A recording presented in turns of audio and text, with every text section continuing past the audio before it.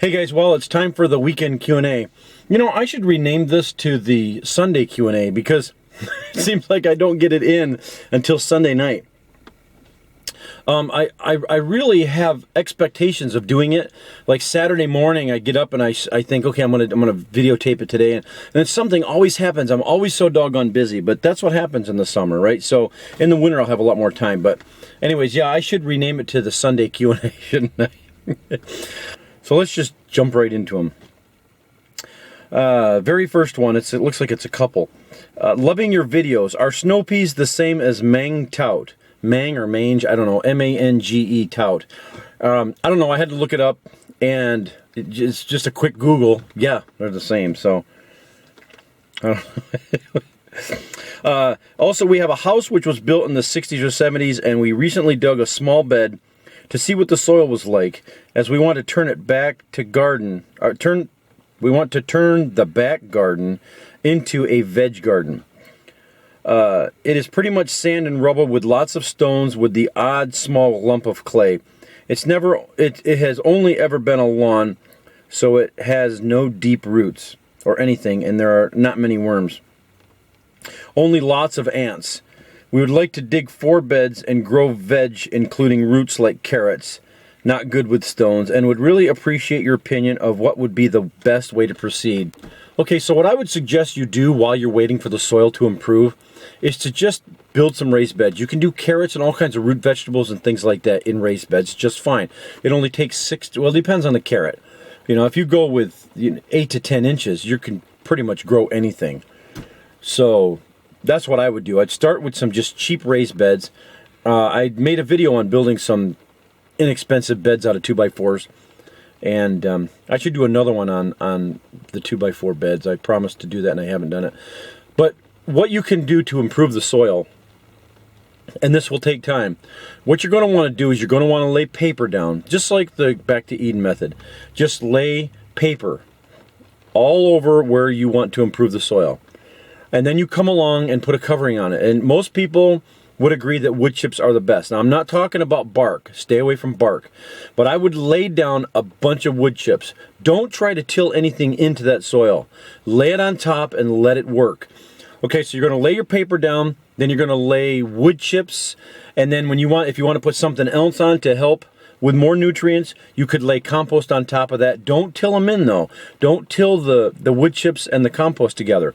Just lay the wood chips down, and within 6 to 8 months, I mean, like if you did it now, by next spring, you're going to have some really good soil.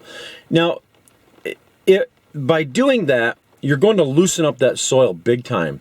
And believe it or not, when you plant carrots, and I've planted carrots where there have been lots of rocks, and the soil is so soft that the carrot will just move. It's, opposing forces, right? The carrots will just kind of move out of the way, and they'll move over, and they'll keep growing. If you hit a big one that doesn't really want to move in it, it's a large rock, well, you're going to have a deformed carrot. Okay, so if you pull the carrot out and it's deformed and it does this thing, you just dig down a little bit, and if you find the stone, take it out if that's where you're going to keep doing your carrots. But you'll know by that. I wouldn't mess with it. I wouldn't try digging. I wouldn't never rototill the ground. So that's what I would do. I would just lay the paper, lay the wood chips. If you want to put compost on top of that, you can.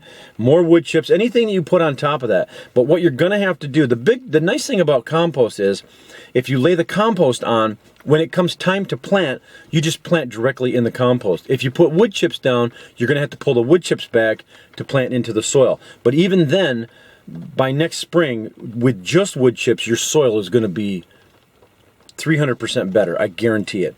So don't try to till. Don't do anything like that. Just lay the covering down and just let it rest. When the rain comes, the compost tea will go into that soil, and the worms will come because of the nutrients and because of the moisture, and the worms will help with that soil and all the other beneficial microbes and stuff like that. So that's what I would do. And in the meantime, if you want to plant, if you I don't know what zone you're in. I don't think he said what zone. If you're in a cold zone, then there's no sense of using raised beds now because, it's getting toward fall. So, but if you're in a warm zone, somewhere California or something like that, then you want to do winter vegetables, then use raised beds. That's the best thing to do. That's my opinion. That's how I would proceed with it. See, this person has a problem with tomatoes. It says they were hard on the outside, mushy on the inside. They had tough skins, basically. There's 3 things that can happen that can cause tough skins. One of them is just the variety. Sometimes you'll get a variety of tomatoes that are just tough.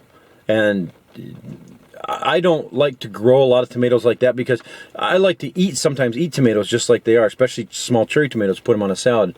And when they're so tough, you go to chew into them, and finally when you break through, the tomato spits out, and I don't like that. And even when you're cutting them, if you don't use an extremely sharp knife, you try to go through like that and you'll hit a tough part of skin and it'll spit out. So I don't like tough skin tomatoes, but that's one of the reasons why some tomatoes are tough skin. So the second reason would be too little water. You're not watering enough. What happens is the tomatoes will toughen their skin up to hold the moisture in, and it'll just kind of hoard the water, and that actually will happen. And then the other thing is too much heat. A lot of heat, they'll kind of protect themselves from it.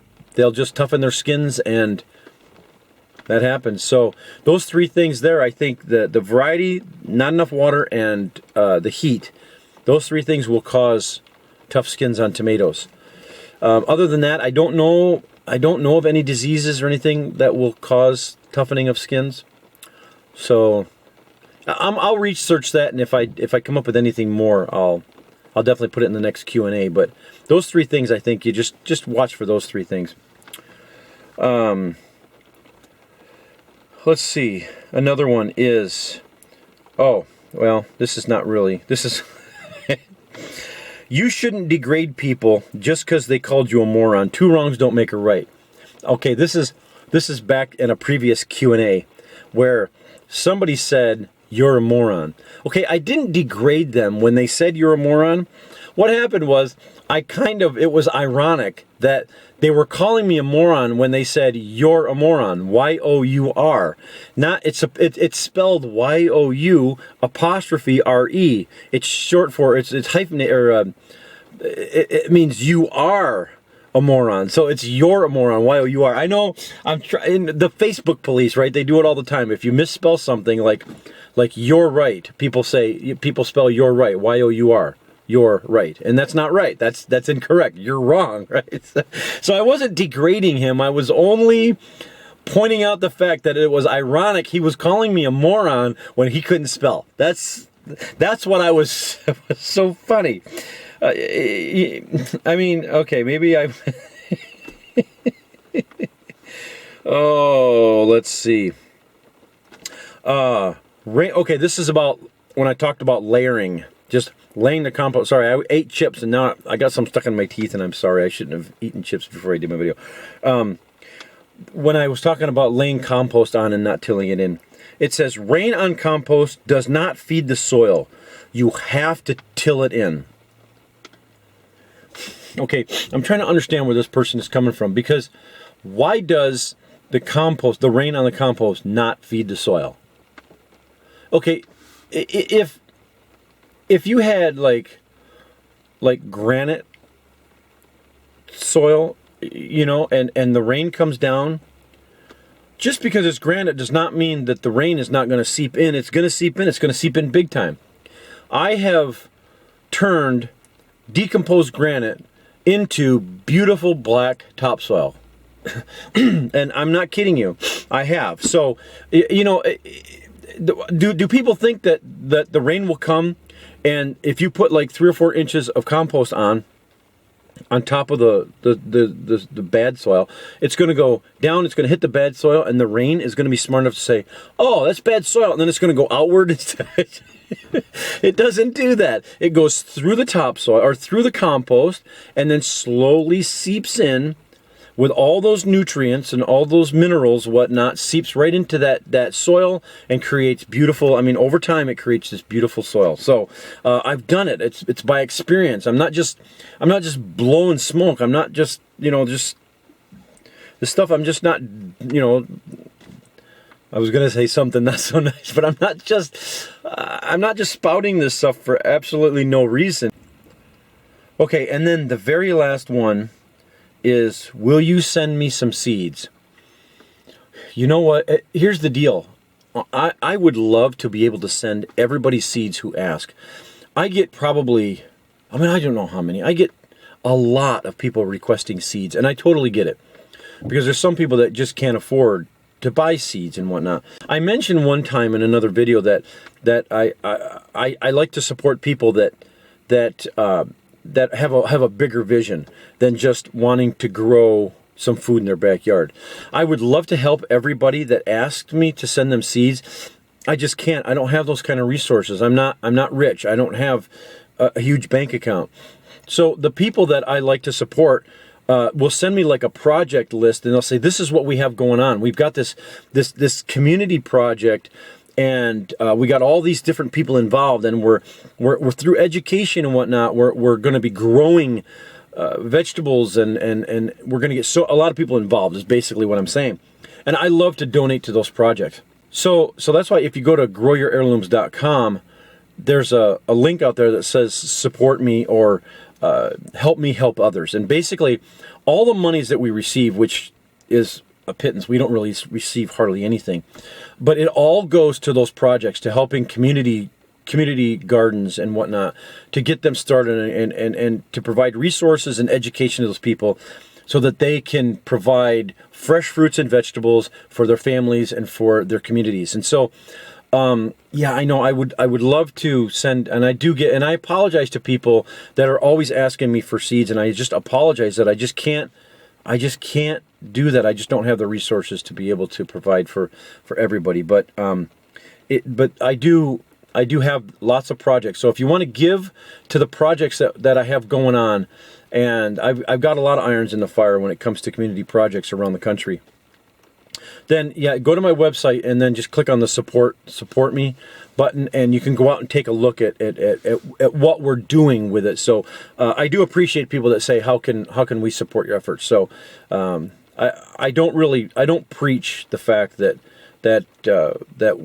what we do a lot of times, it's not just making YouTube videos, that we do a lot of other things with community projects and things like that. So but I don't like to spout that, because then it makes it sound like, oh, you're just asking for money, and I don't want to be a televangelist, you know what I'm saying? So anyways, but just go on out to our website and take a look out there. So I really appreciate that question. But anyways, that's it for the Q&A this week. Now I do have a few of the not so nice comments that I was going to throw in, but I'm going to save them for next week, because I don't know, I just put a few together, because it's, once I get in one of those modes, I just, you know, if I start laughing, I just can't stop laughing. So I got to kind of keep it cool for, you know, sometimes. So all right, well, thanks a lot for watching, guys, and we'll catch y'all later.